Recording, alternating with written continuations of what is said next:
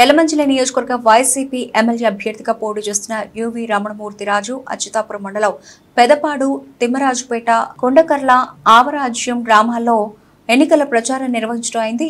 ఈ సమావేశంలో కన్నబాబు మాట్లాడుతూ జగన్మోహన్ రెడ్డి ఇచ్చిన ప్రతి హామీని తూచా తప్పకుండా కుల మత ప్రాంత వర్గ పార్టీ భేదాలు చూడకుండా ప్రతి ఒక్కరికి సంక్షేమ పథకాలు అందజేస్తామని, నూతన మేనిఫెస్టోలో పొందుపరిచిన పథకాలను కూడా ప్రతి ఒక్కరికి అందజేస్తామని ఆయన అన్నారు.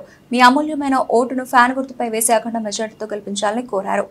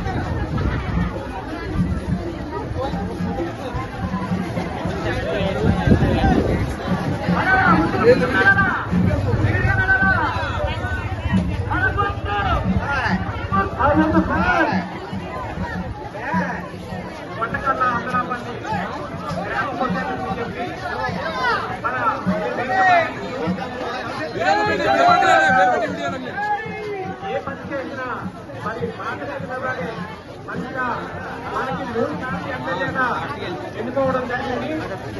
మరి గత 5 సంవత్సరాలు కూడా మన గ్రామంలో అభివృద్ధి కార్యక్రమాలు ఫస్ట్లోనే 45 లక్షల రూపాయలతో ఏర్పాటు చేయడం జరిగింది.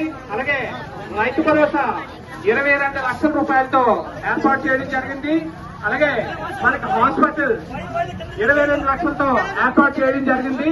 అలాగే ప్రతి కుటుంబ సభ్యుల్లోని కూడా ప్రతి కుటుంబానికి కూడా ఎంత తక్కువైనా సరే 1,50,000 రూపాయలు 5 సంవత్సరాలు కూడా అందుకోవడం జరిగిందండి. అలాగే ప్రతి మహిళ కూడా కాపు నేస్తూ, బీసీ నేస్తూ ఇవన్నీ కూడా పక్కాగా ఎవరు ఏ రాజకీయ